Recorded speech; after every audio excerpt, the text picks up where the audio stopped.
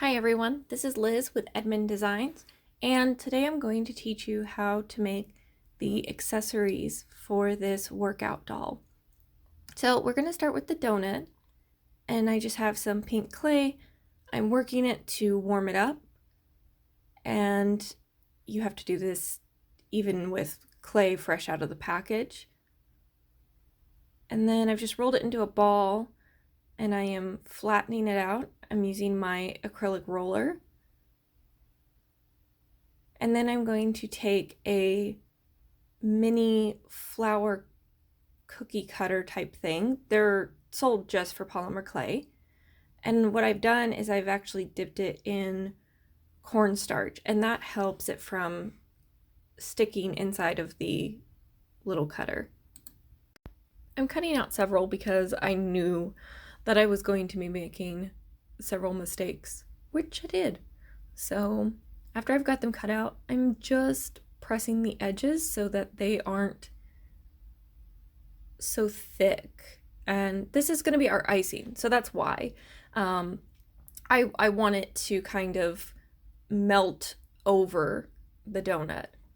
So here I'm just taking and I'm rolling out a snake of clay in a beige color. And then I'm just bringing it around into a circle. There are plenty of other methods for making donuts. It's just the way that I wanted to do it. Or perhaps that's the way I was taught. I honestly don't remember. And you can see over on the left side that I have a bunch that I messed up. Or I thought I messed up. So anyways, I'm just taking my blending tool. You can use your finger. But it doesn't have to be perfect because this is where we're going to be taking the bites out of our donut. So just get it the best that you can. And I'm using my indent tool. And then I keep the little straws from paintbrushes. These are used to protect your paintbrushes when they come in the packaging. And I'm just using it to make the hole. I had used something earlier on the others that was bigger and I didn't like it. And these seem to be the perfect size. And they're smaller than a traditional straw. Then I'm also using that on that spot where I blended. And I'm just taking out 3 small half moons to make our bites. If your clay happens to get stuck into the straw, you can just blow in the other end of the straw and it's going to pop right out. Next, I'm taking a old toothbrush that I keep just for clay, and I'm lightly pressing it in to texture so that it looks more realistic like a donut. This is of course sped up. I'm not that fast, but I just keep going until I feel it looks right and it's not overdone. And then for the pieces that are supposed to look like bites, I'm taking a needle. This is a yarn needle. And then I will go back in with a smaller needle. I found it was going to work better. I'm just kind of poking and pulling at the clay to kind of give it some texture, make it look like the inside of a bread, pastry, whatever. And I did find that the smaller regular size sewing needle did a better job of that for me. Now we're moving on to shading. I use chalk pastels and I just have a container already ready. You can take the chalk pastels and an X-Acto knife and scrape off your powder, but I keep this handy so I don't have to do that every time. And then I use a fan brush to apply it so that it's not a very heavy set line. And I just use a combination of different browns, even a peach, to give that bake look, and that's something you're going to have to do before you bake it. Otherwise, you're going to have to use acrylic paints. And then we're going to put sprinkles on top of our donut. I'm going to use my liquid Sculpey because these are baked sprinkles, and to adhere baked sprinkles or baked anything to raw clay requires a liquid clay. And I already have these made up. You just make small little snakes of clay and then bake them, and then you can chop them up.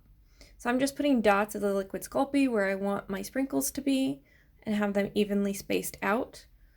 I find the easiest way to make these is with a clay extruder, which I have, and then I don't have to individually roll out each tiny snake, but if you don't do very much clay, then that might be what you want to do just for this project. I baked my clay pieces on a bed of corn starch on a piece of foil in my toaster oven at 275. And the reason why I do this is that means you don't get a shiny back to your pieces. If you just put it straight on the foil, the back of your piece is going to be shiny. Next, we're going to make the base for our doll. So we're going to make our weight scale. And I'm just using a piece of craft plywood that I had attempted to use for another project. So that's why it's painted. Normally it is just a basic wood color. I found these at Walmart in the clearance, so I don't know if they're still carrying them or not. But here I'm making my markings because I want 1.5 inch squares. The bases that I typically use for my dolls are 1.5 inch circles, so I thought that would be a good size. I decided not to go with polymer clay because I didn't feel that it was going to be heavy enough to support my doll. They also sell 1.5 inch squares that are already pre-cut in plenty of places, so consider searching for something like that if you do not want to go through the process that I do of actually having to cut the wood. Here I'm just making a light sketch. I'm actually making my marking so I have the place on the scale where you read your numbers. I'm doing little marks so that I have that centered as best as I can. And then I'm just lightly sketching out a half moon. I wasn't really looking at a reference for this, and every scale is different, so I mean, it doesn't have to be exactly like this, but I am just sketching this so that I know once I do another coat of white, it's going to show up. So here's my piece. This is the tool I used, and I have some sandpaper. This is 150. You can get a pack of this at the Dollar Tree, or any of your Walmart carries plenty of sandpaper. Anyways, you don't need a huge variety like I show there. You just need a good, decent grit of sandpaper. And the reason why I'm only going one direction is just because it shakes my table like crazy. You can go back and forth. And then the saw that I used, the little hand saw, I got for like less than $4 at Walmart, if that's something that you require. I'm gonna go in with my Dremel. So you can round your corners with the sandpaper by hand, but I wanted to make it a little bit easier on myself. I have the Dremel, I might as well use it. And I'm just rounding my edges, and I'm kind of rounding the top half a little bit. And I'm only rounding my top edges to give it that look of an authentic scale. I'm going to finish sanding, wipe down my work area and my piece, and then I'm going to finish painting it white. I don't know about everybody else, but I've been dieting and exercising for 2 weeks, and I officially weigh more than I did when I started. And if you think that's muscle, God bless you, but it's really not. So I am really feeling this doll right now, and it was just the right time to make her. But I'm just gonna take my pen and I'm gonna go over my half moon so I can see it better. I am not great with a paintbrush, so anytime I can do something like this with a pen instead, I'm gonna do it. Now I've got my red and black acrylic paint out.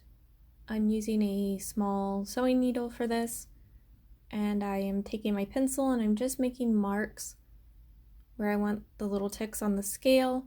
I'm doing one high, one low, and alternating, kind of like you see on a real scale. And then I'm just dipping my needle into my acrylic paint so that I get a straight line. I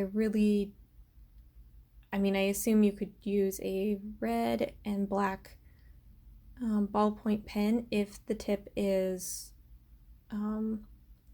fine enough, but I think here the needle will probably work better, and it's going to help you control that line a lot better. I then decided to paint the edges around my scale black. It just looks so big because the scale is serving more than just a decorative function. It also has to be a base. So I think that you could probably get away with a 1 by 1 inch square, but I thought maybe if I painted the edges black and came up over the top a little bit, it would make it look more slender. And I'm sure there's plenty of other designs that you could do. Maybe curve that line in a little bit. It would make it look like a smaller scale. But again, like I said, you could just make a smaller scale by cutting out a 1 inch square, and I'm sure they sell them in those sizes as well. I did end up applying a glossy coat of Mod Podge over my scale to make it look more plastic.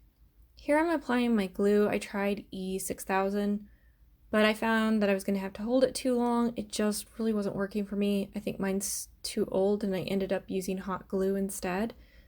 But that isn't the best solution, and I may try to redo it later.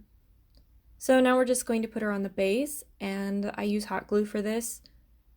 It is by far the best method I have found to attaching them to the wooden base. If you have any questions, make sure to leave them in the comments down below, or you can reach me on my Facebook page under the same name, Edmund Designs. I'm also on Instagram, but it's not the best way to reach me. My Facebook page or here on YouTube is the best. Please make sure to like and subscribe. I am going to try to have a better filming schedule and get videos up on a more regular basis. So here's our doll, and I hope you enjoyed. Bye.